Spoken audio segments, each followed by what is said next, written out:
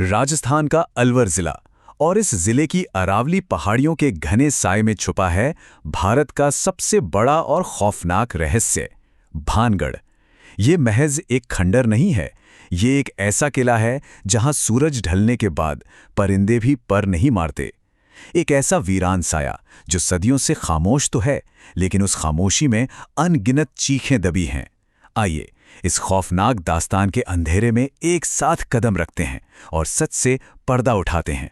ये कोई अफवाह या मनगढ़ंत कहानी नहीं है, ये भारत सरकार के आर्कियोलॉजिकल सर्वे ऑफ इंडिया का एक आधिकारिक फरमान है कि सूर्यास्त के बाद प्रवेश वर्जित है। जरा सोचिए, दुनिया में शायद ही कोई ऐसी ऐतिहासिक इमारत होगी जहां सरकार खुद लोगों को रात के अंधेरे में जाने से रोकती हो।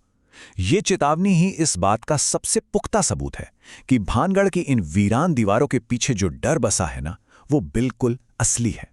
लेकिन इन सब के बीच एक सबसे बड़ा सवाल यह है कि एक हंसता खेलता बेहद खूबसूरत शहर जो कभी अपनी शानदार वास्तुकला, महलों और रौनक के लिए मीलों दूर तक जाना जाता था, वो अचानक एक ही रात में कब्रिस्तान कैसे बन गया।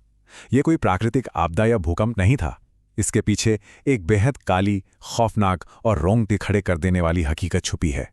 इस भयानक खौफ की शुरुआत होती है एक बेहद खूबसूरत राजकुमारी और एक काले जादू से। बात 17वीं सदी की है। भानगढ़ की राजकुमारी रत्नावती की खूबसूरती के चर्चे दूर दूर तक फैले थे। बड़े बड़े राज्यों के राजा उनसे विवाह की चाह रखते थे। लेकिन इसी शहर की अंधेरी गलियों में एक खौफनाक नाम गूंजता था, सिद्ध्या। ये कोई आम इंसान नहीं था, बल्कि काले जादू का एक बेहद ताकतवर और क्रूर तांत्रिक था।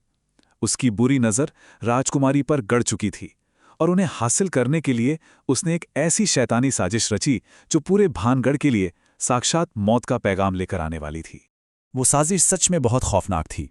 एक दिन जब एक दासी राजकुमारी के लिए सुगंधित तेल ला रही थी, तांत्रिक ने मौके का फायदा उठाया। उसने उस तेल पर वशीकरण का एक बेहद शक्तिशाली काला जादू कर दिया। लेकिन राजकुमारी रत्नावती को इस शैतानी चाल की भनक लग गई। उन्होंने बिना एक भी पल गंवाए वो शापित तेल पास ही रखी एक विशाल चट्टान पर गिरा दिया और फिर काले जादू के उस भयंकर असर से वो भारी भरकम चट्टान तेजी से घूमने लगी और सीधा तांत्रिक की तरफ लुढ़क पड़ी और पलक झपकते ही उसे बेरहमी से कुचल दिया।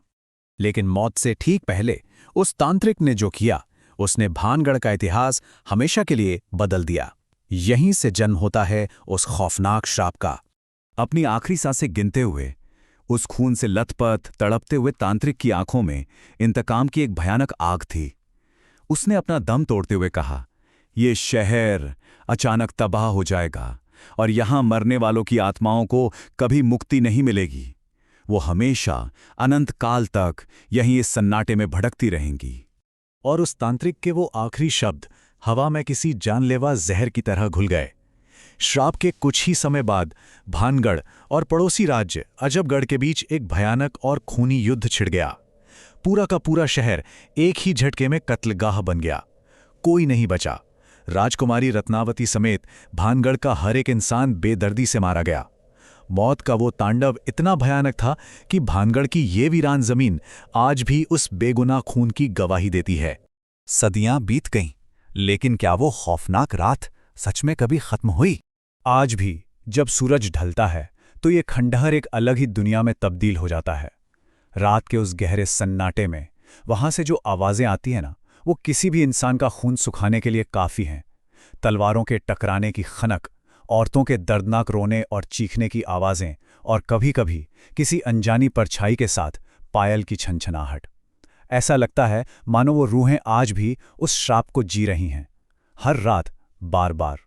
और जो बात सबसे ज्यादा रोंगटे खड़े कर देती है, वो ये है कि जिसने भी सरकारी चेतावनी को नजरअंदाज करके रात के उस खौफनाक सन्नाटे में वहां रुकने की जुर्रत की, वो कभी लौटकर नहीं आया। उनकी कहानी बताने के लिए कोई जिंदा ही नहीं बचा। भानगढ़ ने उन्हें अपने काले रहस्य के गहरे समुंदर में हमेशा के लिए निगल लिया। तो आज ये खौफनाक दास्तान हमें इसी दहलीज पर लाकर खड़ा कर देती है। क्या सच में उस तांत्रिक का वो काला श्राप आज भी उन खंडरों में जिंदा है? क्या वाकई उन दीवारों के पीछे आज भी वो भटकती रूहें अपनी मुक्ति का इंतजार कर रही हैं? रात के सन्नाटे में गूंजता भानगढ़ का ये रहस्य जितना गहरा है, उतना ही खौफनाक भी।